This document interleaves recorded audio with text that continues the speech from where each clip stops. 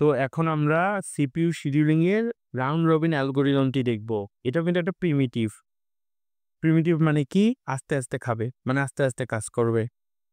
আস্তে আস্তে খাবে কথাটা বলার কারণ যাতে মনে থাকে, আমার নিজের যাতে মনে থাকে, তোমাদের না।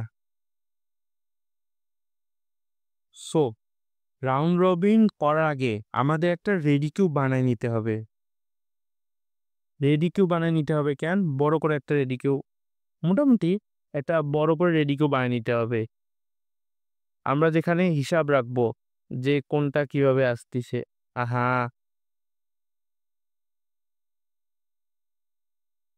হুম, রেডি কিউটা কেন বানাইলাম আমরা একটু পরে বুঝবো। তো প্রথমে তো অ্যারাইভাল টাইম হচ্ছে 0, এই যে 0। ও আমাদের কিন্তু টাইম স্লাইস 2 দেওয়া আছে। এই যে টাইম কোয়ান্টাম বা টাইম স্লাইস সেম জিনিস, আমাদের দেখো 2 বলা আছে। এখন দেখো, প্রথমে যখন অ্যারাইভাল টাইম 0 তখন আমাদের টাইম 0, তখন আমাদের কাছে প্রসেস কয়টা আছে? এই যে শুধু P1 আছে। তো আমরা প্রথমে, আচ্ছা লিখে রাখি, এটা ready Y ready Q UE, এটা হচ্ছে রেডি কিউ।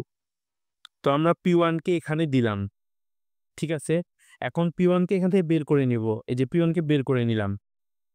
তো আমাদের এই যে এখানে P1, আর P1 আমাদের যেহেতু টাইম কোয়ান্টাম বা টাইম স্লাইস 2 দেওয়া আছে, P1 কে আমরা 2 সেকেন্ড শুধু এক্সিকিউট করব।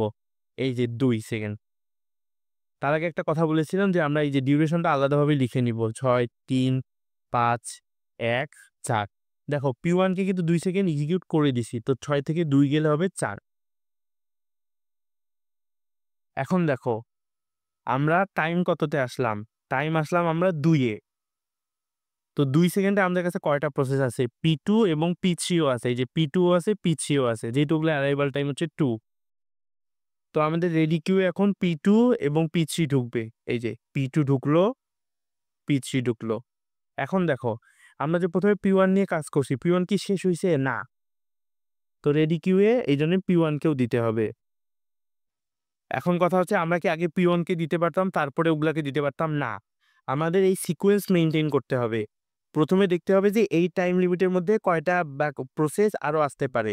এই যে P2 এবং P3 আসলো। তারপরে দেখতে হবে আমরা যে প্রসেসটা একবার এক্সিকিউট করছি, ওটার কি আরো টাইম বাকি আছে? হ্যাঁ, আরো 4 সেকেন্ড বাকি আছে। ওইজন্য ওইটাকে তখন এখানে বসাই দিছি। যদি কেউ না বুঝো, আমি আরেকবার যখন করব তখন বোঝা যাবে।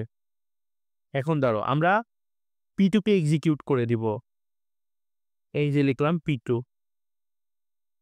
দেখো P2 এর ডিউরেশন আছে 3, আমরা ম্যাক্স কতক্ষণ এক্সিকিউট করে দিতে পারবো? 2 সেকেন্ড।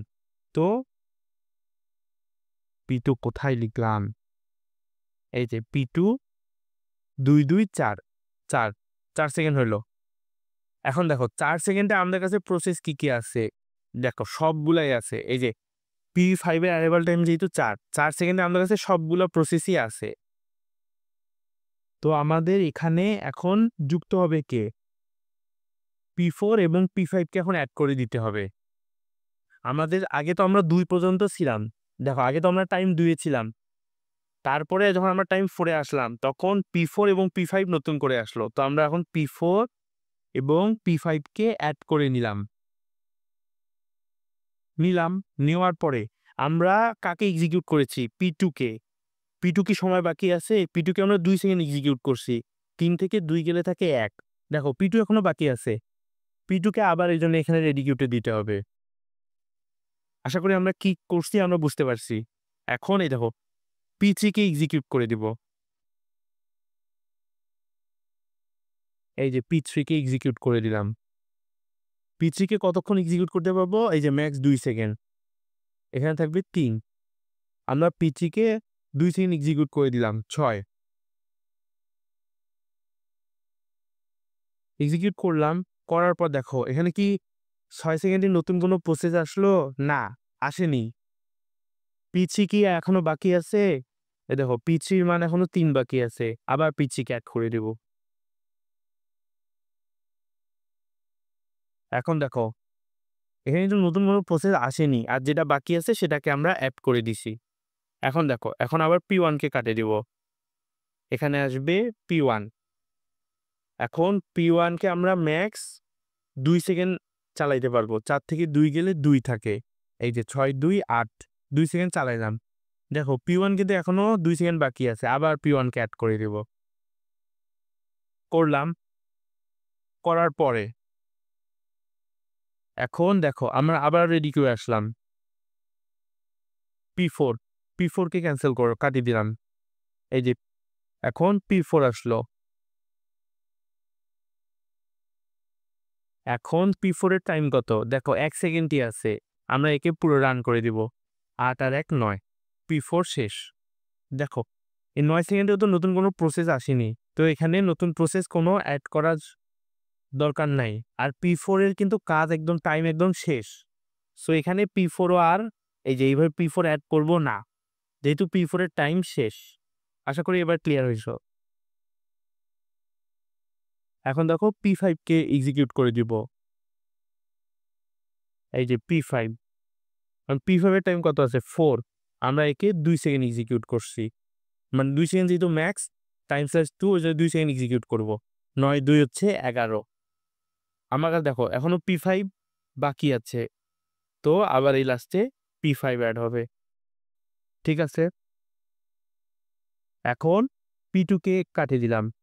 P2 কত? 1 সেকেন্ড আছে। এটা 0 হয়ে যাবে এবং এই যে 12 P2 হইল। P2 এক্সিকিউট হইল। তারপর দেখো এই যে P3 এখন P3 কে নিয়ে আসব। এই যে P3 P3 এর টাইম কত আছে? দেখো 3 আছে। আমরা তো সর্বোচ্চ 2 সেকেন্ড এক্সিকিউট করতে পারি। এজন্য এই যে 1 সেকেন্ড বাকি থাকলো, 2 সেকেন্ড এক্সিকিউট করে দিলাম। 14। ঠিক আছে? P3 পরে দেখো কে আছে? P1। এই যে P1 কে এক্সিকিউট করে দিলাম। P1 কত সেকেন্ড বাকি আছে? 2 সেকেন্ড। পুরোটা এক্সিকিউট করে দেওয়া যাবে। আচ্ছা ওয়েট। আমরা যখন P3 কে একবার এক্সিকিউট করলাম, দেখো P3 কিন্তু 1 সেকেন্ড বাকি ছিল। এই যে 1 সেকেন্ড বাকি আছে। তো আবার এই যে P3 নিয়ে এখানে এড করতে হবে। ভুল করা যাবে না। এখন দেখো আমাদের এই যে P1 কে এক্সিকিউট করে দিব। তো 2 সেকেন্ড আমরা এক্সিকিউট করে দিব। এখানে হবে 0 আর এখানে হবে P1 16। দেখো P1 যখন 16 হলো, আমাদের কাছে কি আরো P1 বাকি আছে? নাই। তো এখানে কি P1 আসবে? না। তারপরে দেখো এই যে P5 এখন P5 কে এক্সিকিউট করে দিতে হবে। P5 P5 এর টাইম কতক্ষণ বাকি আছে? 2। তো একে এক্সিকিউট করে দিলে 0 হবে। P5 16 2 18। P5 এ কি আর কোনো টাইম বাকি আছে? না। তো P5 এখানে আসবে না। এখন আবার P3। তো P3 কে এক্সিকিউট করে দেব। এই যে P3 P3 এর টাইম কত বাকি আছে? এই যে 1। তো 18 আর 1 19। P3 কি কোনো টাইম বাকি থাকলো? না। তো এখানে আসবে না। তো এইটাই হচ্ছে আমাদের রাউন্ড রবিনের গ্যাং চার্টটা। এখানেও এই যে এই জিনিসটা কিন্তু একটু কঠিন, তো একটু বোঝা লাগবে।